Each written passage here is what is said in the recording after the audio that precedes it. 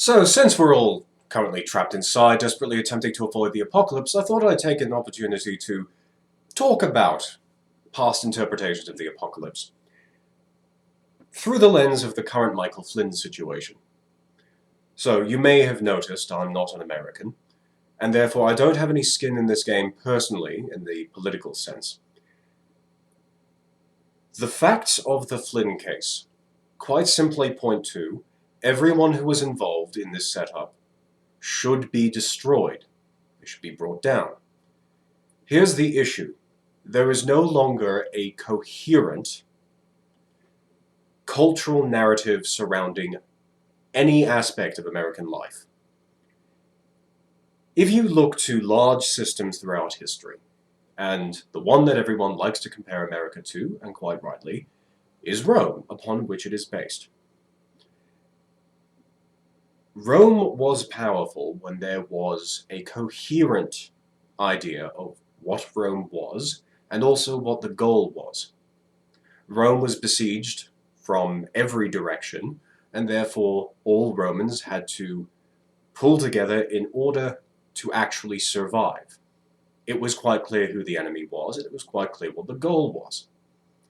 The Romans lost the Battle of Cannae, and still won the Punic Wars. Carthago delenda est. What then happens after Caesar? Caesar was a symptom of a problem that was already in progress. As Rome expands, it takes over more provinces, and those provinces are justified by saying that they act as a buffer, because now one does not invade Rome. One invades Cis or Transalpine Gaul in order to get to Rome. But now you actually have to defend Cis and Transalpine Gaul. So then you have to expand those in order for there to be a buffer on those provinces you've overtaken, and this turns into a bit of a feedback loop. But what then happens in Rome itself? Rome is no longer threatened.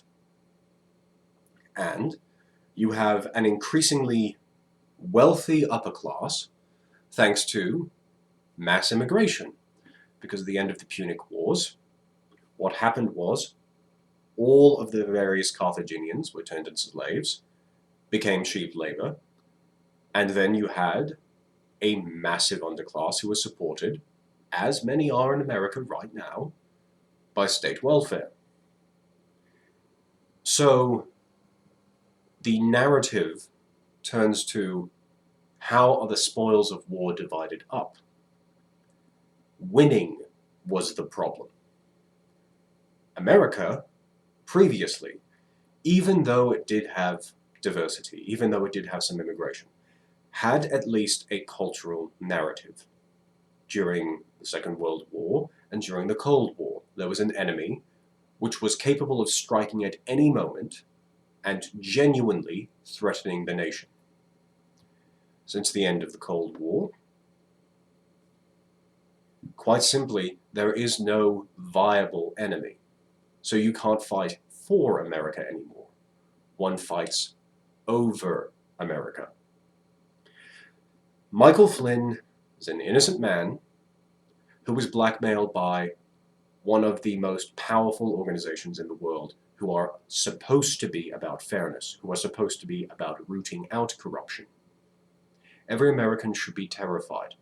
Yet, one side of the aisle desperately wants to pretend that none of the new facts which have been brought forward in any way, shape, or form change what is going on, because they aren't worried about themselves. They aren't worried about, well, if they're going to do it to a 3-star general, they're going to do it to me. They aren't worried about the precedent this sets. They aren't worried about the expansion of government power, because at present, that power was previously used in order to attack one of their political opponents. They are waging a war not for America, because there is an existential crisis going on right now, and focusing instead on how they might use this existential crisis to gain control of those spoils of war. America is now in control. America is, with borrowed money, paying for not even their own citizens, paying for anyone to come there, because the rich profit off this. More slaves at the latifundia in Rome meant more wealth for those landowners. It also forced more people into the city to try and find work, since all the farms were now populated by slaves. So, where is somewhere that we could find a description of this pattern? I am quite a big fan of philosophy and theology. I don't particularly like the literal interpretation of the Bible, though. If one goes with the figurative interpretation, let us examine the actual four horsemen of the apocalypse: conquest, war, famine, pestilence, and death. Conquest is not you being conquered. Conquest is you conquering. When Rome took out Carthage, when Rome effectively removed Persian influence within their sphere, though they did not destroy the Persians, Rome suddenly had no one to produce cohesion. Because there are conservatives, there are liberals, there are people who believe in expanding government power, there are people who believe in limiting government power, but everyone can agree that the starving wolf at the door needs to be dealt with first. Take away the wolf, as many of you now locked in your homes are dealing with. You're starting to realize just how many problems there are in your home because you don't have the outside world to deal with. Then comes a war, or civil war is more accurately portrayed as.